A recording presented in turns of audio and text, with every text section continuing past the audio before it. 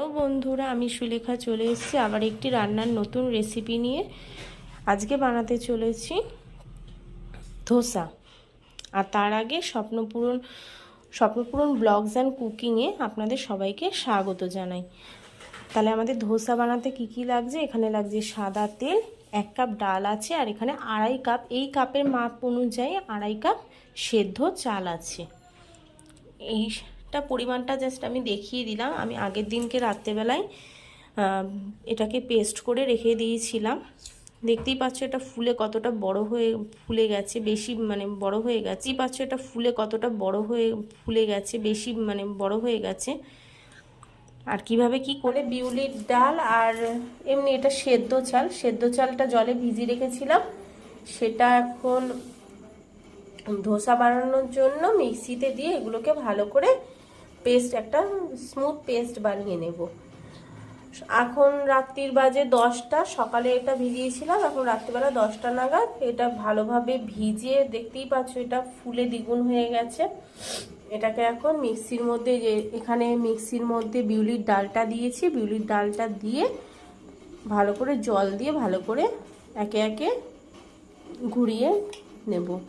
বিউলির ডালটা হয়ে গেলে তারপরে এটার মধ্যে এবার চালটা দিয়ে চালেরও একটা স্মুথ পেস্ট তৈরি করে নেব। যে সিদ্ধ চালটা ছিল সেটাকে ভেজানো ছিল, সেটা আমাদের মিক্সিতে পেস্ট করে নিয়েছি। এবার এটা ডাল আর চালের সাথে একসাথে মিশিয়ে দেব।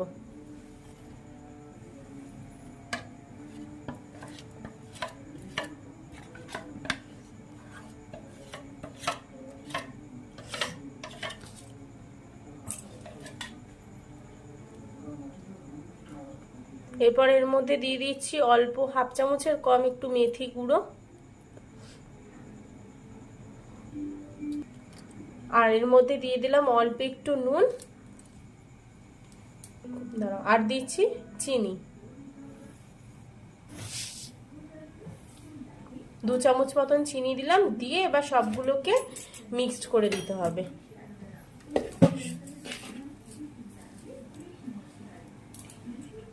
ভালোভাবে মিক্সড করতে হবে, আর একটুখানি জলও পরিমাণ মতো অল্প একটু জল দিয়ে দিতে হবে। দিয়ে এটাকে ঢেকে সারা রাত রেখে দিতে হবে।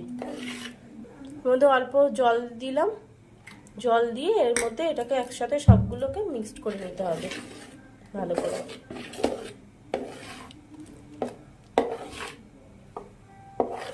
আমাদের মিক্সড করা হয়ে গেছে। এবার ঢাকা দিয়ে সারা রাত রেখে দেব, দিয়ে আবার কালকে সকালে ফিরে আসছি। এবার ধোসাটা কিভাবে বানাচ্ছি সেটা এবার তোমাদের সাথে শেয়ার করছি। স্টেপ বাই স্টেপ দেখতে থাকো। ওরকমভাবে যদি তোমরা সব কিছু ফলো করে বানাও তাহলে খেতে দারুণ হবে। আমরা এখন ধোসাটা বানাতে যাচ্ছি। ধোসার ব্যাটারটা এরকম পাতলা হবে, খুব বেশি পাতলাও না, খুব বেশি ঘনও না। গ্যাসটাকে অন করে দিয়েছি। এবার এটা একটু গরম হয়ে গেলে পরে এর মধ্যে রিফাইন তেল ব্রাশ করলাম।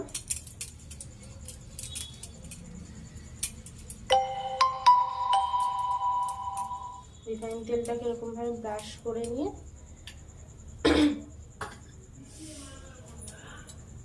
তারপরে একটু জলের ছিটা দিতে হবে।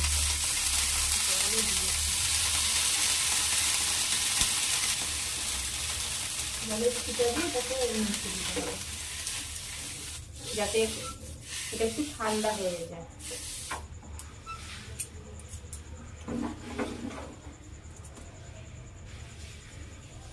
দিয়ে ধোসার ব্যাটারটা দিয়ে দিলাম।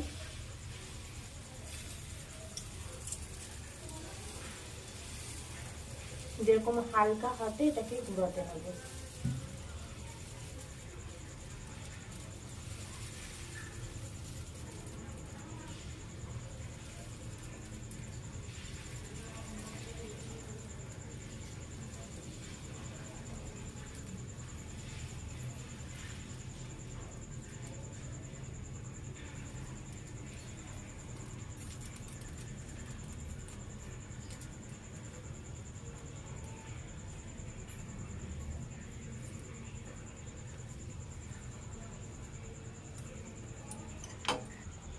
এটাকে একটু দিয়ে এবার একটু গ্যাসের আঁচটাকে একটু মিডিয়ামে রেখে দিতে হবে। চারপাশ দিয়ে লাল লাল হয়ে গেলে তারপরে আমরা এটাকে উল্টাবো আবার, তাহলে একটু ঢেকে দিতে হবে। আমাদের ধোসাটা হয়ে গেছে, এই যে এরকম লাল লাল হবে ধোসাটা। তারপরে এবারে এই যে সকালে আলুর স্টাফিংটা করে রেখেছিলাম সেটাকে এবার ধোসার মধ্যে দিয়ে দিচ্ছি।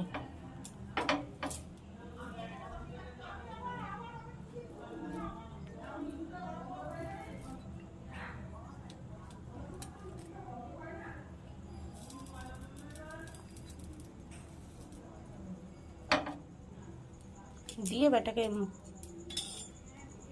মুড়িয়ে দিতে হবে। দেখতেই পাচ্ছ কি সুন্দর হয়েছে, লাল লাল মচমচা ক্রিস্পি। আরও কটা এরকম করে নিয়ে, আরও কটা ধোসা করে নিয়ে তারপর আবার আসছি। ধোসার ভিতরে আলু স্টাফিংয়ের জন্য আমাদের কী কী লাগছে দেখে নাও। এরকম বড় সাইজের এখানে 3টে আলু কেটে ধুয়ে রাখা আছে, আর সাথে লাগছে নুন, এখানে আছে জিরের গুঁড়ো, হলুদ গুঁড়ো, কালো সর্ষে, আর লাগছে সর্ষের তেল, আর এখানে লাগছে কারি পাতা, আদা বাটা রয়েছে, লঙ্কা কুচানো আছে, শুকনো লঙ্কা ফোড়নের জন্য, টমেটো কুচি আর পেঁয়াজ কুচি।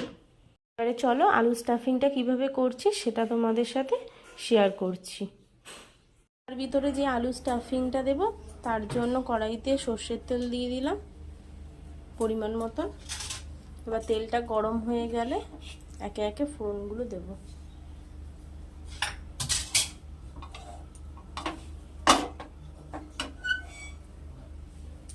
এবার দিয়ে দিচ্ছি কালো সর্ষে,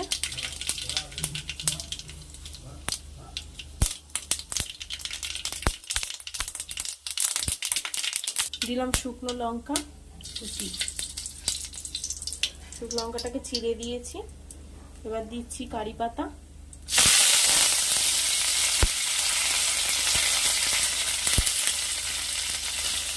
আদা বাটা, লঙ্কা কুচানো, কাঁচা লঙ্কা কুচানো, যাই যেরকম ঝাল খাবে সেই দিচ্ছে, পেঁয়াজ কুচি আর সাথে টমেটো কুচি।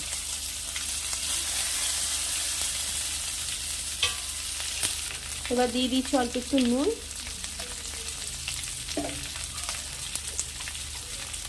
অল্প করে হলুদ গুঁড়ো, আর দেবো জিরের গুঁড়ো।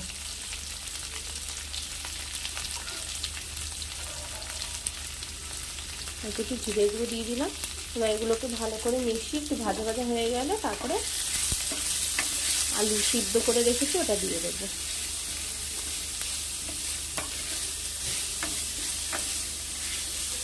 আমাদের এগুলো ভাজা হয়ে গেছে। এবার আলু সিদ্ধ করে রেখেছি আলুটা, এটাকে কড়াইতে দিয়ে দেবো।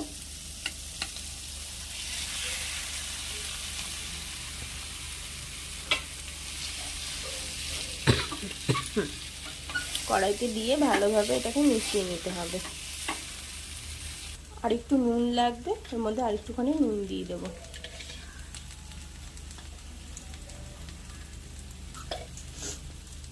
দিয়ে ভালোভাবে এটাকে মিশিয়ে নিতে হবে।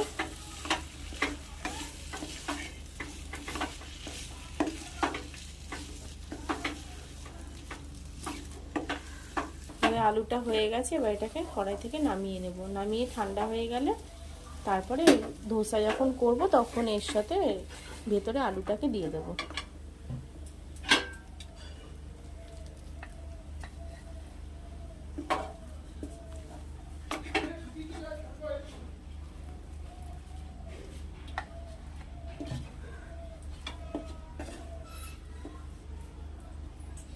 আলুটা হয়ে গেছে, এবারে ধোসাটা কিভাবে বানাচ্ছি সেটা এবার দেখো। আমাদের ধোসা বানানো হয়ে গেছে। এরকম গরম গরম ধোসা আর তার সাথে সাম্বার সার্ভ করুন। আর অবশ্যই বাড়িতে বানিয়ে ট্রাই করে জানাতে ভুলবেন না যে কেমন হয়েছে। আর এই আরও নতুন নতুন রেসিপি জানতে হলে রান্না, তাহলে আমার চ্যানেলটাকে লাইক, কমেন্ট অ্যান্ড সাবস্ক্রাইব করতে ভুলবে না। টাটা।